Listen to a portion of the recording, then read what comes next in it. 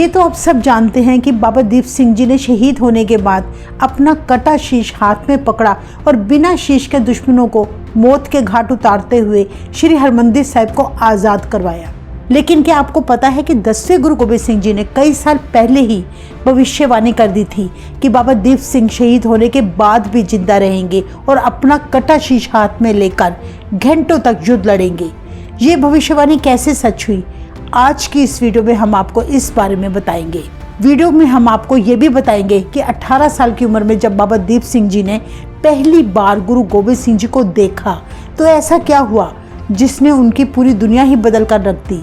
सोने की स्याही से लिखे श्री गुरु ग्रंथ साहिब जी के वो 4 पावन स्वरूप आज कहाँ हैं जिन्हें बाबा दीप सिंह जी ने अपने हाथों से लिखे थे। क्या वे अभी भी कहीं सुरक्षित है या उनका कोई रहस्य है जो दुनिया से छिपा हुआ है। इन सभी अनसुनी बातों को आज हम विस्तार से जानेंगे। वीडियो के एंड में हम आपको बाबा दीप सिंह जी के उस स्थान पर भी लेकर जाएंगे जिसकी महिमा श्री हरमंदिर साहिब जी से दूसरे स्थान पर आती है और जहां लोगों के साथ ऐसे चमत्कार हुए हैं जिससे उन्हें बाबा दीप सिंह जी के होने का एहसास आज भी महसूस होता है। सो वीडियो को आप पूरा देखें और वीडियो को लाइक और शेयर करना ना भूलें।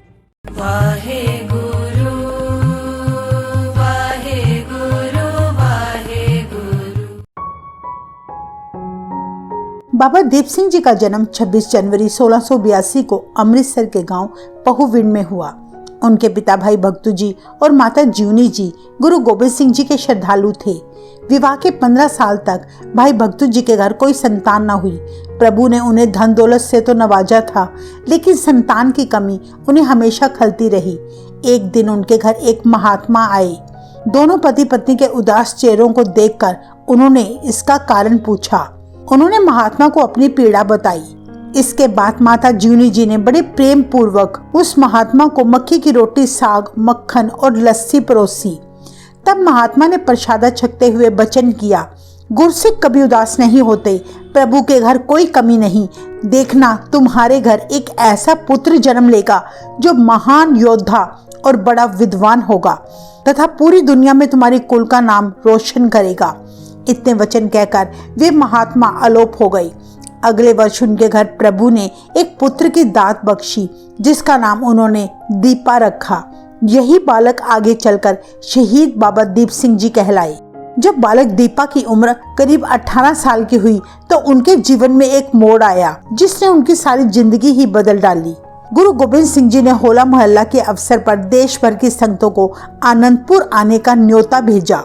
तब हजारों की गिनती में खुशी से झूमती हुई संगतें आनंदपुर साहिब में जाने लगी। भाई दीपा ने बचपन से ही अपने माता से गुरु गोबिंद सिंह जी की ढेरों कथा कहानियां सुनी थी, पर कभी भी उन्होंने गुरु गोबिंद सिंह जी के दर्शन नहीं किए थे। इसलिए भाई दीपा आनंदपुर साहिब जाने के लिए बड़े व्याकुल हो उठे। गुरु जी का न्योता मिलते ही माता पिता के साथ भाई दीपा आनंदपुर की ओर चल पड़े। जब वे आनंदपुर पहुंचे, वहां ढेरों संगतें गुरु जी के सजे दरबार में बैठी थी, पर गुरु गोबिंद सिंह जी अपने सिंहासन पर विराजमान नहीं थे। बालक दीपा और ढेरों संगतें बेसब्री से गुरु महाराज जी का इंतजार करने लगी। उसी पल गुरु जी के रंजीत नगाड़े पर एक सिंह ने जोर से चोट मारी। नगाड़े की आवाज इतनी तेज थी जैसे मानो बादल गरज रहे हों। तभी नगाड़े बजाने वाले सिंह ने संगतों से कहा कि आप सभी के बीच साहिबे कमाल गुरु गोबिंद सिंह जी पधार रहे हैं। इतना सुनते ही भाई दीपा और सारी संगतें हाथ जोड़कर एकदम खड़े हो गई। इतिहास में दर्ज है, जैसे ही गुरु गोबिंद सिंह जी अपने सिंहासन पर बैठे, उनका नूरानी चेहरा देखकर भाई दीपा दंग रह गई। गुरु जी के शीश पर 1.25 लाख की कलगी चमचमा रही थी। गुरु जी के शरीर को ढेरों शस्त्रों से सजा देख भाई दीपा बड़े प्रभावित हुए। गुरु गोबिंद सिंह जी ने भरे दरबार में तब ऐलान किया कि जिस किसी ने अमृत छकना है अपने नाम लिखवा दे। हम कल सुबह खुद अमृत संचार की सेवा निभाएंगे। इसके बाद गुरु जी दूर दूर से आई संगतों की सेवा में जुट गए। ऐसा दृश्य देखकर भाई दीपा के मन में गुरु जी के पास जाने की बड़ी इच्छा हुई। बाबा दीप सिंह जी का सारा परिवार गुरु जी के दर्शनों के लिए हाजिर हुआ। गुरु गोबिंद सिंह जी की रहमतों भरी नजर जब बालक दीपा पर पड़ी तो गुरु जी बोले, बेटा तुम्हें घुड़सवारी और शस्त्र विद्या आती है? 18 साल के बालक दीपा बड़ी विनम्रता से बोले, गुरुजी, आप जी की मेहर से घुड़सवारी और शस्त्र विद्या मैंने दोनों सीखी हैं, पर मुझ में इतने गुण नहीं जितने आप जी के सिखों में हैं। अगले दिन बालक दीपा ने परिवार समेत गुरु गोबिंद सिंह जी के हाथों से अमृत छका और गुरु जी ने बालक दीपा को भाई दीप सिंह बना दिया। पहले वो थे दीपा, फिर भाई दीप सिंह, अंत में उन्हें सब बाबा दीप सिंह जी कहकर पुकारने लगे। इतना मान सम्मान प्राप्त करने के बाद भी बाबा दीप सिंह जी ने गुरु घर की सेवा नहीं छोड़ी। अनंतपुर में रहते हुए एक दिन बाबा जी लंगर में जूठे बर्तन साफ करने की सेवा निभा रहे थे। लोहे के एक बाटे को वे बार बार मांज रहे थे। उन्हें नहीं पता था कि गुरु गोबिंद सिंह जी उनके पीछे खड़े थे।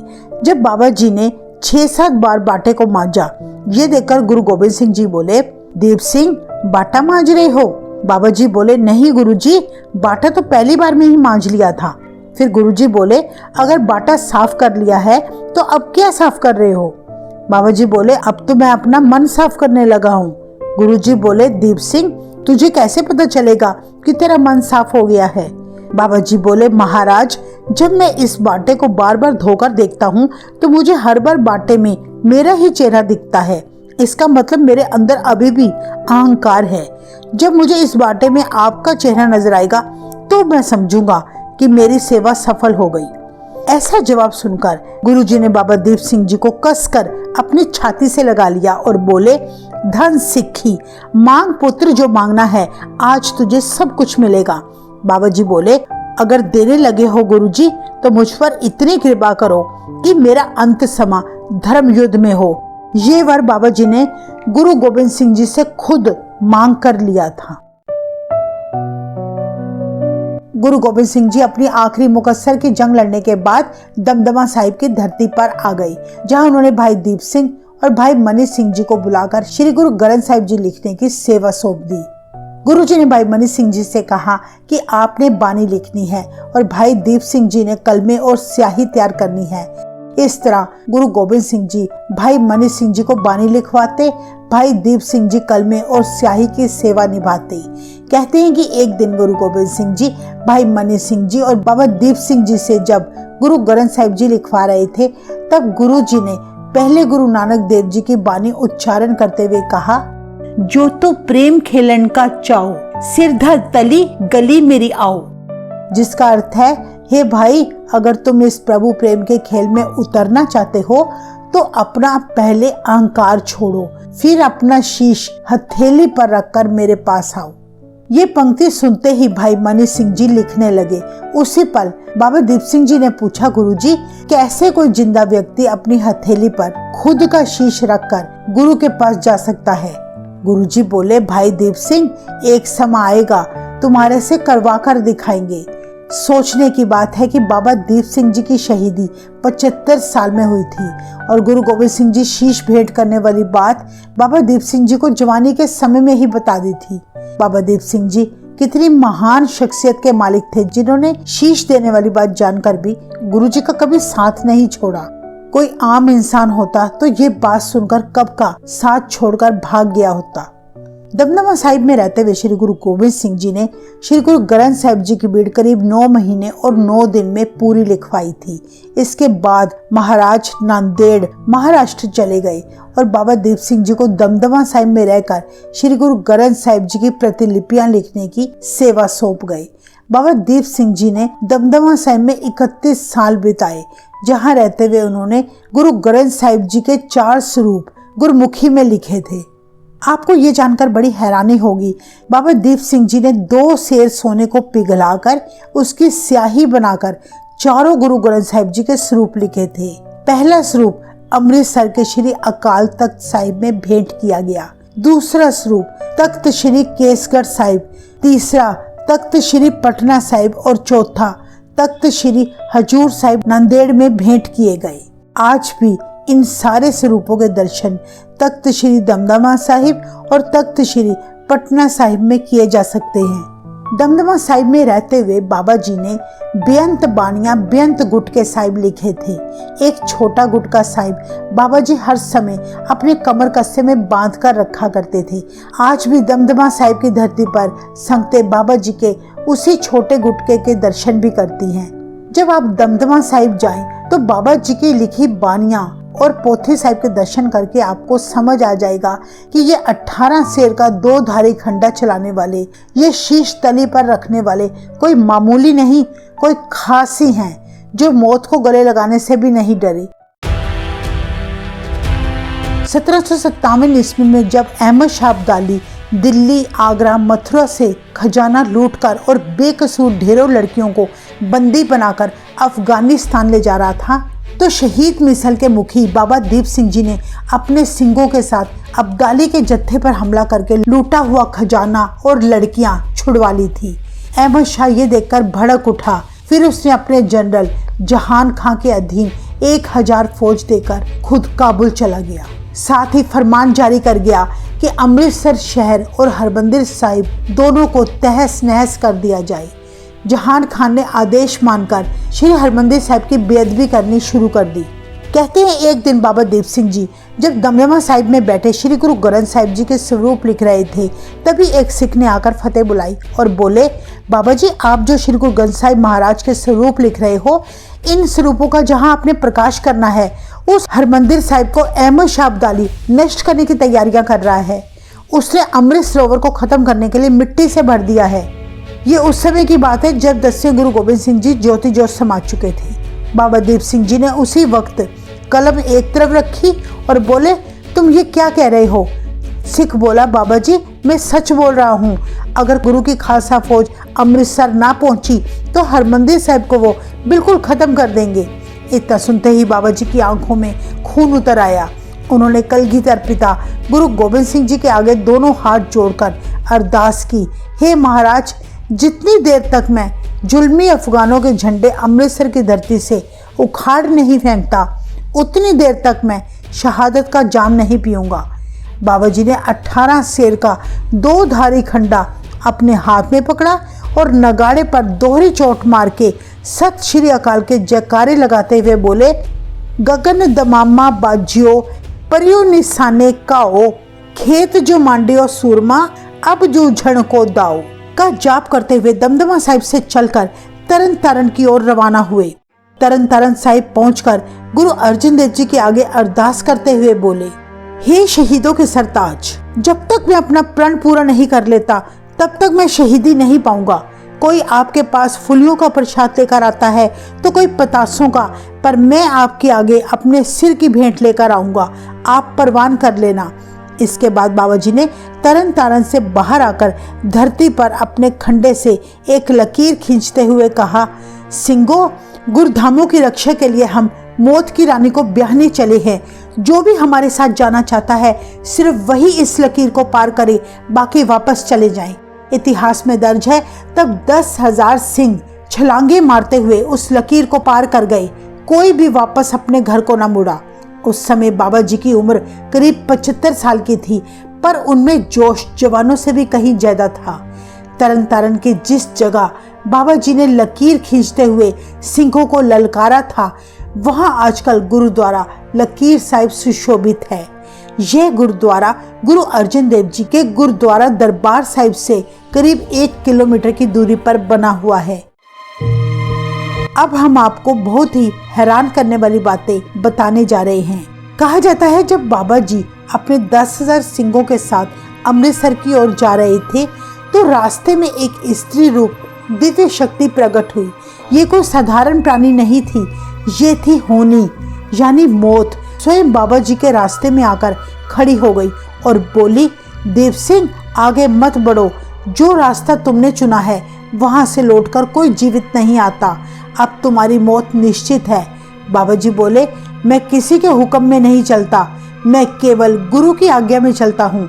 मैंने गुरु के आगे अरदास की है कि मेरी सांसें तब तक चलें जब तक मैं श्री हरमंदिर साहिब को वैरियों से आजाद नहीं करवा लेता। होनी बोली, मैंने रावण को नहीं छोड़ा, कंस को नहीं छोड़ा, तो तुम कौन हो? बाबा जी बोले, होनी तू आज अपना चाहे पूरा जोर लगा ले, पर मुझे हरमंदिर साहिब जाने से तू भी नहीं रोक सकती। ये सुनकर होनी ने चुपचाप बाबा जी को रास्ता दे दिया। सिंघों के अमृतसर आने की खबर जब जनरल जमाल खां को मिली तो वो अपनी 40,000 फौज के साथ बाबा जी के जत्थे की ओर बढ़ने लगा। कहते हैं फिर दोनों का बड़ा भयंकर युद्ध हुआ, जिसमें सिंघों ने दुश्मनों की हजारों लाशें बिछा दी। ये लड़ाई अमृतसर से 14 किलोमीटर की दूरी पर गोहलवड़ नामक स्थान पर हुई थी, जहां आज गुरुद्वारा ललकार साहिब स्थित है। जब बाबा जी यहाँ पहुंचे थे, मुगल फौज को सामने देखकर बाबा जी ने फौज को ललकारा मारा और इस स्थान से युद्ध शुरू हुआ था। इसीलिए इस स्थान को गुरुद्वारा ललकार साहिब के नाम से भी जाना जाता है। बाबा जी मुगल फौज से लड़ते लड़ते जब 6 किलोमीटर आगे बढ़े तो फिर जमाल खां ने अपनी और फौजें भेज दी। फिर से सिखों के साथ भीषण युद्ध हुआ। बाबा दीप सिंह जी के सिखों ने बड़ी बहादुरी के जौहर दिखाई। अपनी हजारों की फौज को मरता देख तब जमाल खां ने बाबा दीप सिंह जी पर तलवार से वार किया। उसी समय बाबा जी ने भी जमाल खां पर वार किया, जिससे दोनों के शीश धड़ से एक ही समय में जुदा हो गई। ये देखकर एक सिख ने बाबा जी को हरमंदिर साहिब पहुंचने की प्रतिज्ञा याद कराई। बाबा जी के शरीर में तब हरकत हुई और अपना शीश उल्टे हाथ की हथेली पर और सीधे हाथ में खंडा खड़काते हुए उठ खड़े हुए और दुश्मनों को मौत के घाट उतारते गए। बिना शीश के युद्ध होता देख मुगल फौजों में तब भगदड़ मच गई। बाबा जी शीश तली पर रखकर तेज रफ्तार से आगे बढ़ते जा रहे थे। अमृतसर को दुश्मनों से आजाद करवाना था। ये प्रण उनका पूरा हुआ और हरमंदिर साहिब की परिक्रमा के बीच उन्होंने अपना शीश गुरु रामदास जी के आगे भेंट किया और खुद सचखंड जा विराजे। अमृतसर आजाद हो गया और सिंघों ने सरोवर को साफ करके बाबा जी के प्रण को पूरा किया। जिस स्थान पर बाबा जी का शीश युद्ध में लड़ते समय धड़ से जुदा हुआ था, वहां आजकल गुरुद्वारा टाहला साहिब सुशोभित है, जो कि हरमंदिर साहिब से 7 किलोमीटर की दूरी पर है।